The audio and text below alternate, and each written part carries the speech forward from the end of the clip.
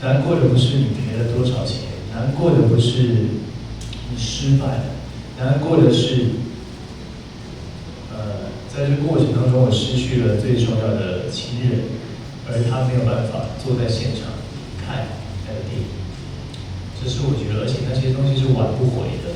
就为了自己追梦的过程当中，其实你已经失去了很多东西。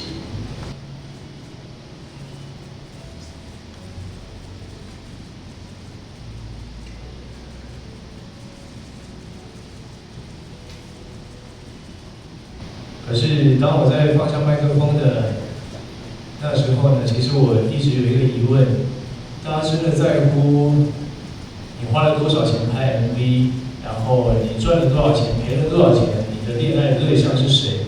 这些东西真的重要吗？所以我放下了，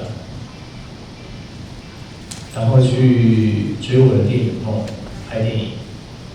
那就像《镜周刊》写的一样，对我赔了很多钱，虽然说它的数字不太对，但是的确赔光了我所有的积蓄。难过的不是你赔了多少钱，难过的不是你失败了，难过的是，在这过程当中我失去了最重要的亲人，而他没有办法坐在现场看那个电影。这是我觉得，而且那些东西是挽不回的。就为了自己追梦的过程当中，其实你已经失去了很多东西。外传是数亿，就是到底金额，其实就是赔光积蓄嘛。对，是有到数亿。我不会告诉你金额的原因是，既不重亦不远，好吧？对，但是那些数字我觉得好像，因为我没有精确计算到底到多少，对，但是那就是一次重新归零的时刻，我觉得蛮好的。黑暗时期，其实我很感谢几个东西，我有朋友，我有篮球，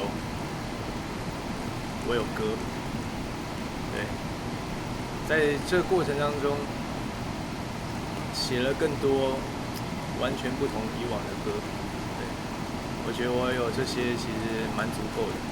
能写歌是一件快乐的事，能创作能是一件快乐的事，能听到也是快乐的。其实我刚刚在看的时候，我在想为什么要捡起这个麦克风？对，如果要捡起的话，我们就不要讲假的。对，就是麦克风需要的就是听见嘛，那就应该要让大家听到你内心想说的真心话。我觉得这是蛮好的。